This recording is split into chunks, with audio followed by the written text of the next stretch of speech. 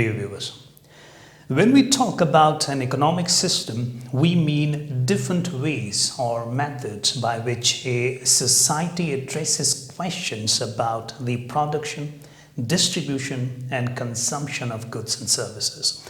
That is, what type of goods and services should be produced, how much should be produced, how should it be produced, that is, what means of production are used to produce them, and for whom should it be produced. So any economic system will always address these fundamental questions. Difference is, in a capitalist economy, we put private individuals at the center of economic activities. In other words, individuals control the means of production of goods and services. Land, labor, capital, businesses, industries are owned by individuals, are corporations made up of individuals and not the government.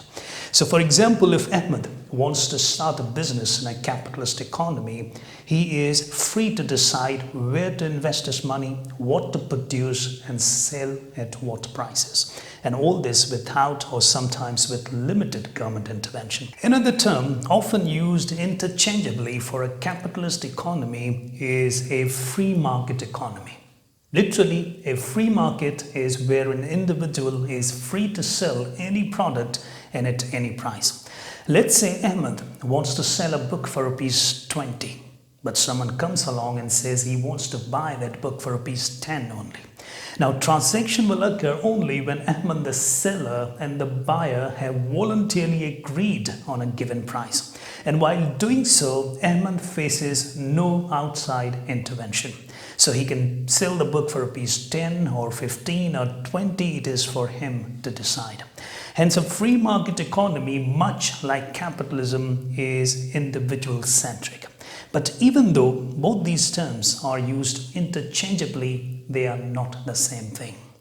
A free market economy, simply put, is all about the exchange of goods and services. People exchange goods and services and there is no outside intervention, no price fixing, no artificial barriers. Ahmed sold the book, the buyer bought it, both agreed on a mutually set price. That is a free market. On the other hand, capitalism is all about the ownership of the factors of production. Land, labor, capital are owned and controlled by individuals and not the government. Also, wealth in a capitalist economy is accumulated in individuals. And what do they do with it? They invest it and make more wealth out of it. So while a free market economy is focused on the exchange of wealth and goods and services, capitalism is focused on the creation of wealth and the ownership of the factors of production. My point is, when the author says markets are not enough, he is not talking about some physical place where exchange of goods and services takes place. He's not talking about the Empress market or Southern market if you are in Karachi. When he says markets are not enough, he is actually referring to a free market capitalist economy. So now that we know what a free market capitalist economy is, we try and find out what the author means by this proposition as a lesson for a post-pandemic world when he says markets are not enough.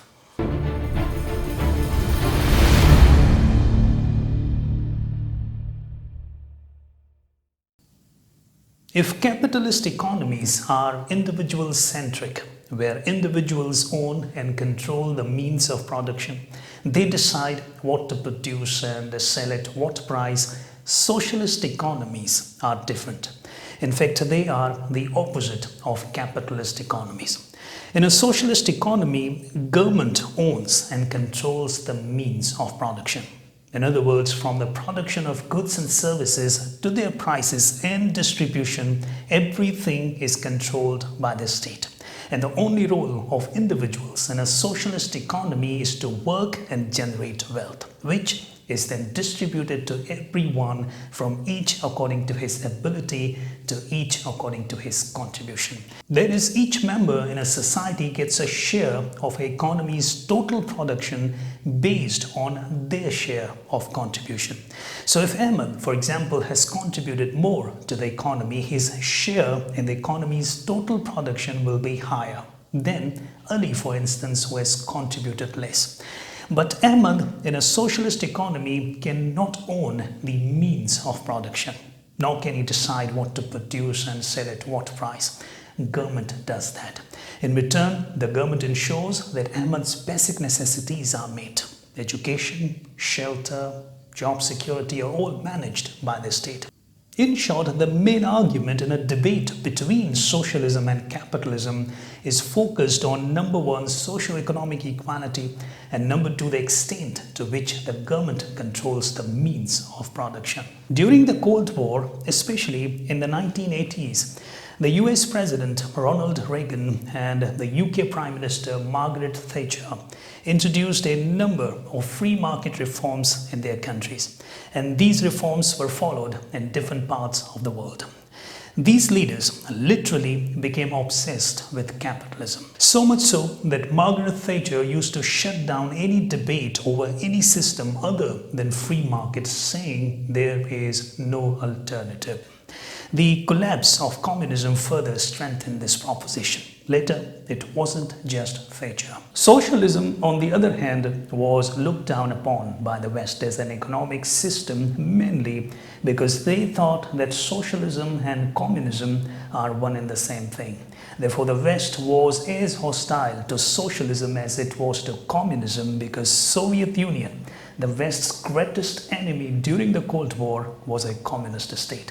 Fact is, both economies are different. There is difference between socialism and communism. Socialism is a soft form of communism. It is less rigid or more flexible ideology than communism.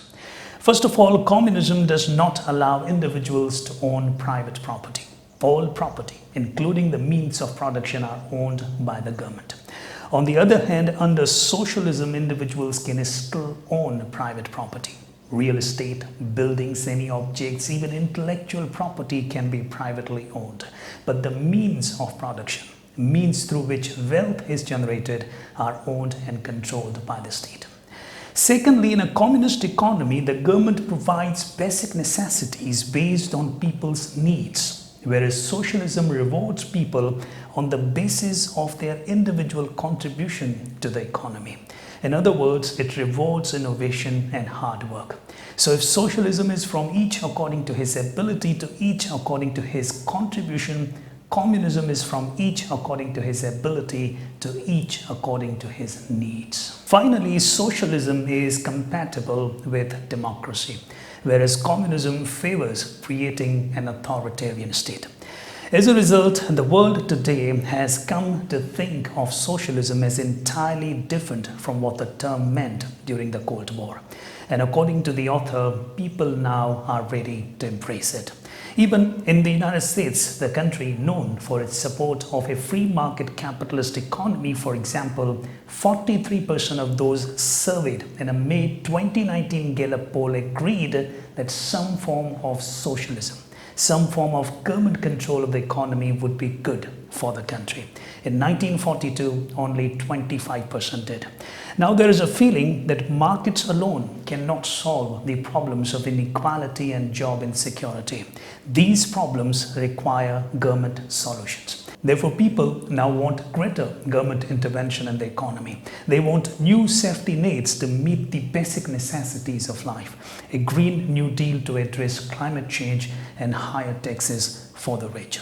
Hence the title, Markets Are Not Enough. I have always appreciated the power of markets. They are incredibly dynamic and can transform stagnant societies. In India and China, they have lifted hundreds of millions of people out of poverty. They produce extraordinary innovations and give people from all backgrounds a chance to better their lives. But free markets also have flaws. The liberation of markets over the last decades has produced growth and innovation, but it has also produced an impoverished public sector, rising inequality, a trend toward monopolies, and a political system that has been bought by the rich and powerful. Proposition that markets are not enough or that capitalism has broken was further laid bare to most people in the wake of coronavirus.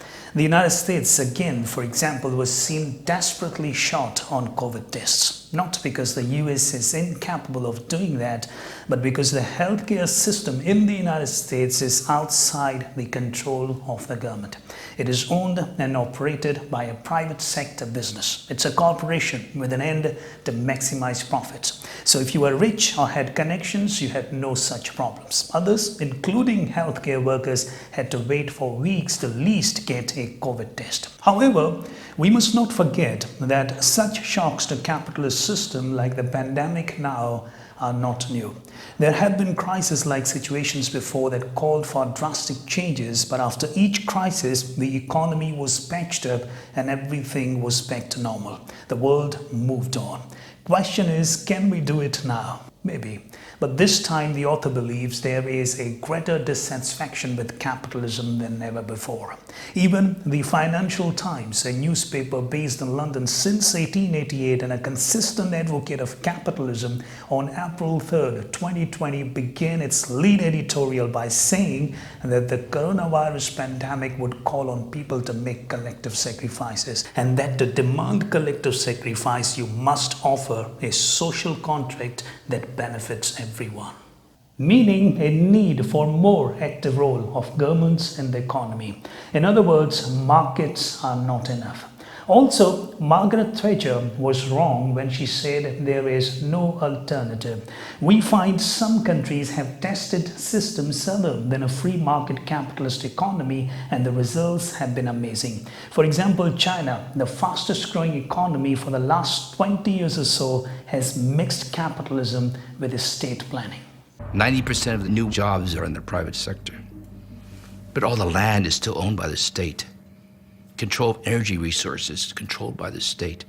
Control of the financial system, basically by the state. Similarly, Denmark has a planned market economy. It generates wealth through free trade.